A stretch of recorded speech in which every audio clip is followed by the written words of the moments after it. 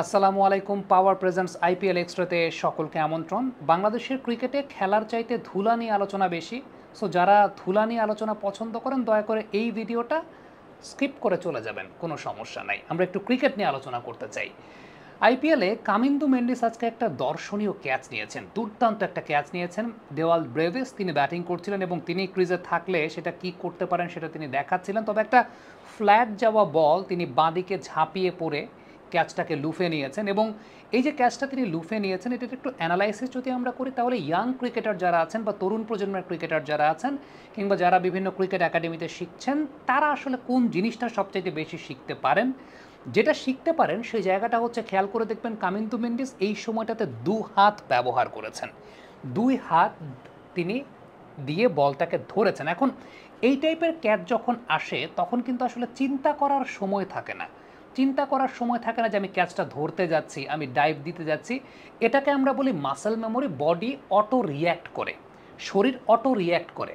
খুব সিম্পল একটা ব্যাপার, আপনার সামনে কোনো একটা ঘটনা যদি ঘটে একদম খুব স্বাভাবিকভাবে বডি যে প্রথম রিয়াকশনটা দিবে এই ধরনের ক্যাচের ক্ষেত্রে আসলে রিয়াকশনটা সেরকমই হয় যে এটা বডি অটো ডিসাইড করে। এখন এই যে দু হাত দিয়ে তিনি ক্যাচটাকে ধরেছেন বা দু হাত যখন দিয়েছেন দেন তিনি ক্যাচটা লুফে নিতে পেরেছেন। আপনি খেয়াল করে দেখবেন যে এই ধরনের ক্যাচ যখন আসবে আপনি স্বাভাবিকভাবে আপনি চিন্তা করেন আমাদের আগে আসলে এক হাত চলে যায়, মানে আমরা আসবেই আসলে এক হাত দিয়ে আমরা এই ধরনের ক্যাচ এক হাত দিয়ে ধরার চেষ্টা করব, বাট কামিন্দু মেন্ডিস সেটাকে দু হাত দিয়ে লুফে নেওয়ার চেষ্টা করেছেন।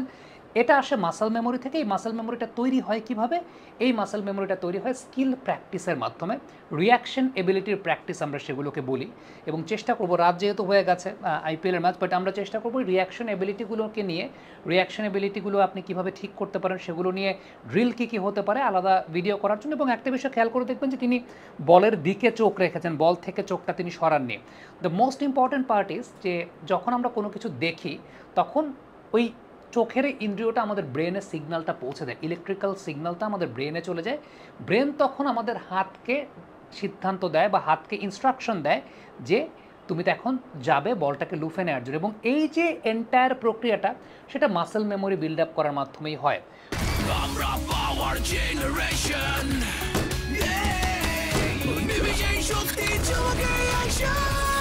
পাওয়ার চুমুকে অ্যাকশন। খুব সিম্পল একটা ব্যাপার যেটা আমরা অনেকে স্কিপ করে যে বা আমাদের কাছে খুব আনইউজুয়াল বা উইয়ার্ড লাগতে পারে। আপনি আপনার বাসায় আছেন, ওয়াল ক্যাচিং, আপনি এই ধরনের ক্যাচগুলো একটা টেনিস বল নিয়ে বাসায় থাকা অবস্থায় ওয়াল ক্যাচিং করেও কিন্তু আপনি প্র্যাকটিস করতে পারেন। এবং সেক্ষেত্রে যেটা আমি বারবার বলছি যে দুই হাতটা আসলে খুব ইম্পর্টেন্ট। আপনার দুই হাতের ব্যবহারটা এটা আপনার ক্যাচের এফিসিয়েন্সিকে অনেক বেশি মাত্রায় বাড়িয়ে দেয়। দুইটা বিষয়, দুই হাত ব্যবহার করেছেন, তাকিয়েছিলেন, এবং এই কাজগুলো আসলে আসে আপনি যখন অনেক প্র্যাকটিস করবেন, আপনার যখন মাসেল মেমোরিটা বিল্ড আপ করবে তখন আপনি এই কাজটা অনেক ভালো মতো করতে পারবেন। Wall catching it's a very good option. আপনি দেয়ালে মেরে মেরে আপনার রিয়াকশন এবিলিটির কাজটা অনেক বৃদ্ধি পেতে পারে।